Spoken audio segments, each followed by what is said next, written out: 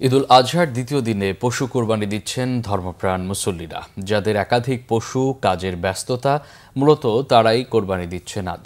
পরিবারের সদস্যরা মিলে সারছেন পুরো কাজ। রিপোর্ট ফজলে রাব্বির।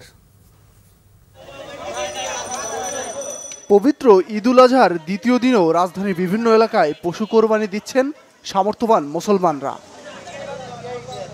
ধর্মীয় রীতিনীতি আর মহান আল্লাহর সন্তুষ্টি অর্জনে ঈদের দিন সকাল থেকেই পশু কোরবানি শুরু হয়। সেই ধারাবাহিকতায় দ্বিতীয় দিনেও চলছে পশু কোরবানি। ঈদের 3 দিনের মধ্যে এই আজকে দ্বিতীয় দিন কোরবানি দেওয়া হইল।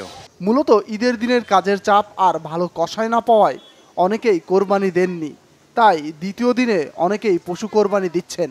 কালকে আসবে বলে কষাই আসে না, আজকে আসছে। ওই সময় মানে কষাই পাওয়াটাও খুব টাফ হয়ে যায়, তো এই জন্য আমরা ঈদের পরেই এই কোরবানিগুলো করি। আমাদের খেয়ালটা থাকে যে আমাদের সেকেন্ড ডেতে যেমন একটু কমফোর্টেবলি সবাইকে দিতে পারি বা একটু সুন্দর মতো হ্যান্ডেল করতে পারি জিনিসটা, এই কারণে আর কি। এদিকে রাজধানীর বিভিন্ন এলাকায় নিজ উদ্যোগে কোরবানির বর্জ্য অপসারণ করতে দেখা যায় কারো কারো। কোথাও কোথাও আবার সিটি কর্পোরেশনের কর্মীদের দেখা যায় কাজ করতে। ইসলামের বিধান অনুযায়ী ঈদের তৃতীয় দিন পর্যন্ত পশু কুরবানি করা যায়। ফজলে রাব্বি, বাংলা ভিশন, ঢাকা।